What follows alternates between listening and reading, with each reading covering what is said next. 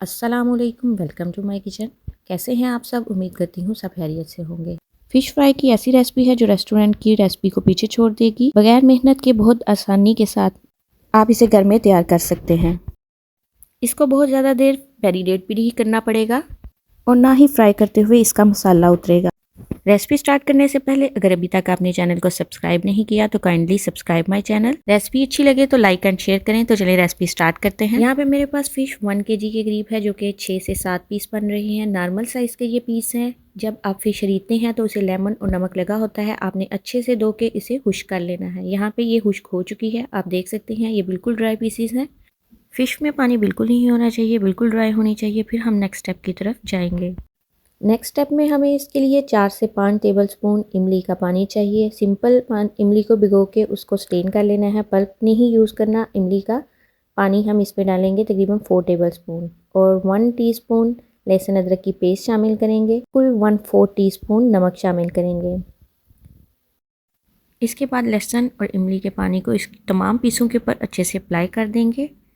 بہت اچھے سے اپلائی کرنے کے بعد اس کو 10 منٹ کا ریسٹ دیں گے۔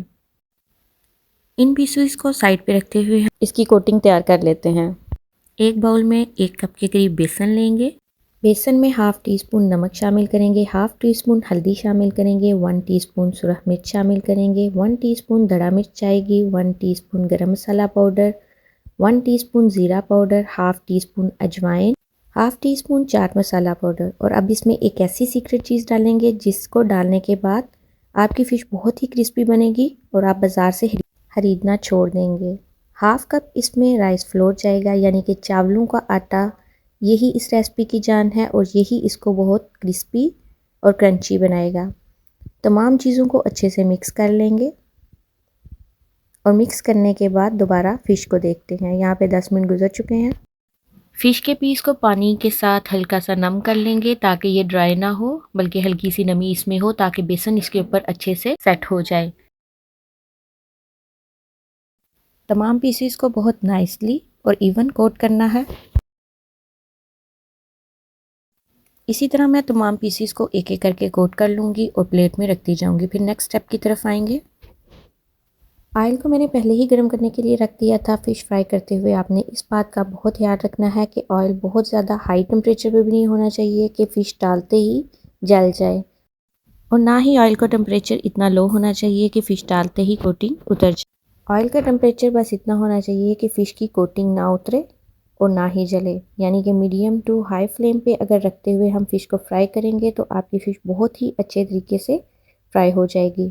جب ایک سائڈ اچھے سے کرسپی ہو جائے گی تو ہم اس کی سائڈ چینج کر لیں گے۔ دوسری اور اہم بات، آپ نے فش ڈالتے ہی چمچ نہیں چلانا اور نہ ہی فش کو الٹ پلٹ کرنا ہے۔ تقریباً اس کو 8 سے 10 منٹ ایک سائڈ سے اچھے سے پکنے دیں۔ جب ایک سائڈ اچھے سے کرسپی ہو جائے تو پھر اس کی سائڈ چینج کریں۔ اسی طرح 8 سے 10 منٹ دوسری سائڈ بھی اچھے سے پکا لیں۔ اس سے نہ تو فش میں پانی رہے گا اور یہ بہت ہی کرسپی اور مزے کی بن کر تیار ہوگی۔ یقین مانیں آپ اس ریسپی کو ایک دفعہ ٹرائی کریں گے تو آپ بازار سے فش لانا بھول جائیں گے اور ہمیشہ اسی طریقے سے فش فرائی کریں گے۔ جب دونوں سائڈیں اچھے سے کرسپی ہو جائیں گی اور اس پہ بہت پیارا سا گولڈن سا کلر آ جائے گا تو آپ نے آئل سے نکال کے آئل سٹین ہونے کے لیے رکھ دینا ہے۔ مجھے فش کو فرائی کرتے ہوئے تقریباً 15 سے 18 منٹ لگے ہیں اور بہت ہی مزیدار کرسپی فش بن کے تیار ہے۔ ابھی میں آپ کو فش کو توڑ کے دکھاتی ہوں۔ آپ دیکھ سکتے ہیں اس میں بالکل بھی پانی نہیں ہے۔